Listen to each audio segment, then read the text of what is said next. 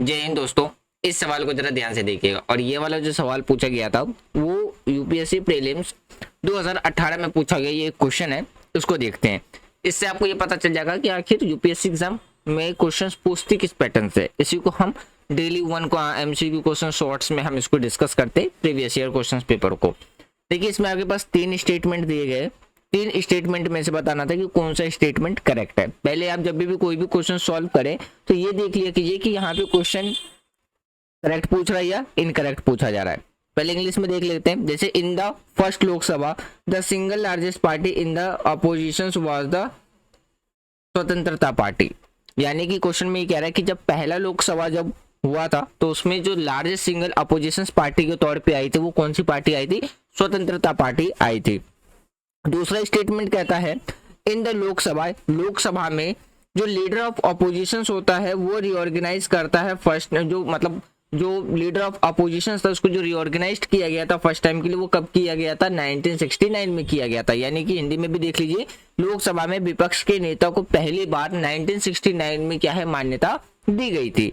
तीसरा स्टेटमेंट कहता है इन द लोकसभा में if a party does not have a maximum of 75 member, यानी कि यदि किसी पार्टी के पास न्यूनतम मिनिमम कम से कम 75 सदस्य नहीं है तो उसके जो नेता होंगे यानी कि it's leader can not be reorganize as the leader of the opposition. तो उसके जो नेता है, नेता को विपक्ष के नेता के रूप में मान्यता नहीं दी जाएगी। ये 3 स्टेटमेंट दी गई थी। तीनों स्टेटमेंट में से बताना था कि कौन सा स्टेटमेंट करेक्ट है। जैसे ऑप्शन ए था 1 and 3, ऑप्शन बी था ओनली 2, ऑप्शन सी था 2 and 3, ऑप्शन डी था 1, 2 and 3।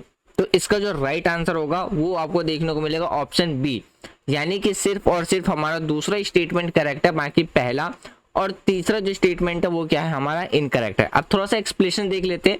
तो पहला जो रिजल्ट निकला था फर्स्ट जनरल इलेक्शंस का, उसमें अगर हम बात करते हैं डिडंट सरप्राइज एनीवन, इसमें सरप्राइज होने वाली कोई बात नहीं थी कि जो उसमें पार्टी निकल के आई थी वो कांग्रेस पार्टी ही जीत करके आई थी। 364 उसको सीट्स मिली थी, कितने में से 489 सीट्स में से। तो जो पहला लोकसभा था जब वो खत्म हुआ तो उसके जो कुछ अदर्स चैलेंजेस भी थी। तो कम्युनिस्ट पार्टी क्या थी उसमें लार्जेस्ट पार्टी निकल करके आई थी, कम्युनिस्ट पार्टी ऑफ इंडिया निकल करके आई थी, जो उसने सिर्फ और सिर्फ क्या है मात्र 16 सीट्स जीती थी। फिर देखिए बात करते हैं in the remaining oppositions B और सी, बी एंड सी की बात करते हैं बोथ स्टेटमेंट्स आर क्या था वो हमारा एक्सेप्ट, यानी कि उसको एक्सेप्ट किया जा सकता है बट उसे no need for the waste time, उसमें हमें टाइम वेस्ट करने की जरूरत है नहीं है। फाइंडिंग प्रूफ की बात करते हैं नन ऑफ दिस, यानी कि जो करेंटली है राम सभा सिंह वो क्या थे पहले फर्स्ट लीडर बने थे किसके? अपोजिशंस लोकसभा के। कब? तो 1969 में। ये रेफरेंस लिया गया था इंडियन एक्सप्रेस से। इन ईच हाउस, यानी कि अगर हम पार्लियामेंट के दोनों हाउसेस की बात करते हैं तो लीडर ऑफ जो अपोजिशंस हैं लोकसभा के जो विपक्ष हैं, leader of oppositions largest oppositions party होते हैं, उनके पास जो अगर वो 1/10 सीट्स अगर वो नहीं खोते हैं लोकसभा के अंदर में तो उन्हें रिऑर्गेनाइज कर दिया जाता है एज अ अपोजिशंस, यानी कि लोकसभा में अपोजिशंस लीडर के तौर पर उन्हें क्या है मान्यता दे दी जाती है। तो मैक्सिमम की बात करते हैं तो 10% होना चाहिए, ना कि 75। इन केस की बात करते हैं तो 75 नहीं होने चाहिए। तो इस बेसिस पे जो हमारा जो राइट आंसर था वो था option B, only on 2 statements are correct. और ऐसे ही मोर इन्फॉर्मेटिव के लिए आप हमारे चैनल को सब्सक्राइब करें।